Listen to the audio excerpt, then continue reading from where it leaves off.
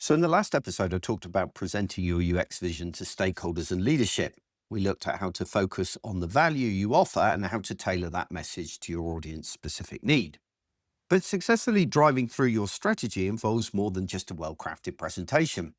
It also needs a strategic approach when you are in the room with those key decision makers. I want to share some additional thoughts on that today. One common mistake I see is when UX practitioners pitch their strategy as something they need management to sign off on. This can trigger a cautious mindset in people. They might start thinking, is this going to cost us money, or what are the implications of this for me? And the conversation quickly becomes a critique. Instead, I recommend going in and asking for their help.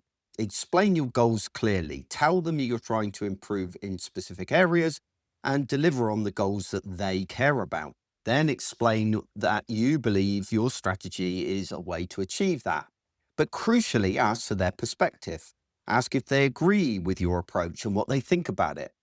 This approach of drawing them in and asking them for their feedback does two things. First, you're appealing to their ego a little bit. You're saying that you value their opinion and believe that they can help you. People are generally quite receptive to that. But secondly, if you can genuinely take on board their comments and tweak your strategy based on their feedback, they're essentially giving you permission already.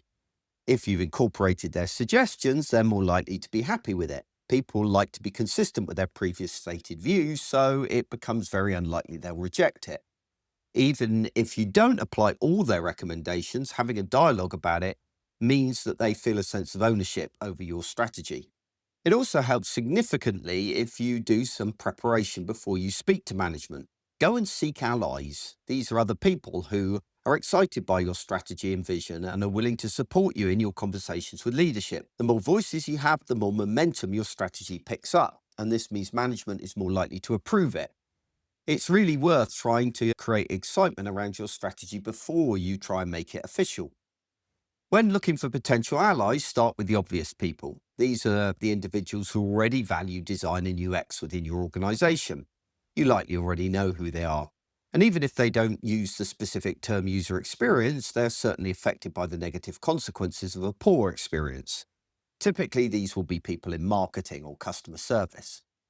Next, look for those who are dissatisfied with the status quo. Your best allies are often those who are unhappy with current processes and want things to change. For example, product owners who feel frustrated that the UX team has become a bottleneck or that you can't contribute as much as they'd like. These people can often become your allies because they're unhappy with the way things are. When you start talking to potential allies, senior management, or colleagues, you need to be ready for objections. There will be many of these thrown at you, and you need to have responses prepared. While I won't list every possible objection, here's some common ones that you might hear. Things around red tape. We need to go through procurement for that. That's especially common in larger organizations. And there's resource constraints. We haven't got enough people to do this. Or risk aversion.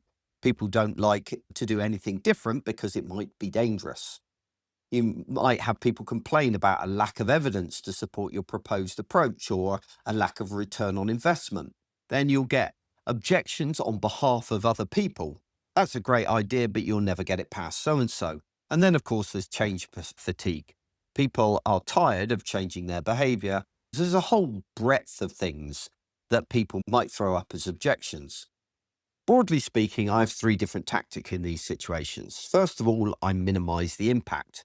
Emphasize that what you're proposing will impact others very little. As long as people don't have to do any extra work, they're normally open to change. Secondly, stage the rollout. Suggest a trial period, implement changes in stages while monitoring to ensure that it's having the desired effect.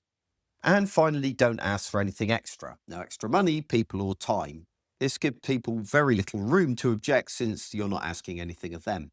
With all of this, you'll need to be patient and persistent. Don't just make a one-off attempt. Follow up and keep the conversation going with updates and additional information as needed. That's why you'll want to avoid a situation where management simply says no. By talking about getting their help rather than their permission, you create an opportunity to follow up and continue providing information gradually. Stay committed. Perseverance is not only important to achieve your goal, it also shows that you're dedicated to your vision. This can persuade people over time that your strategy isn't just some passing idea you've had, but something you're committed to and believe is important. It's important to recognize that shifting your role and strategy is a marathon and not a sprint. That's all I really want to say about defining your role and strategy for now. But in the next episode, we're going to look at how you can have a much bigger impact on projects within your organization, even with limited resources. And this is where we really begin to unpack some of the elements in that strategy and how it can help you have a bigger impact on projects. But that's for next time.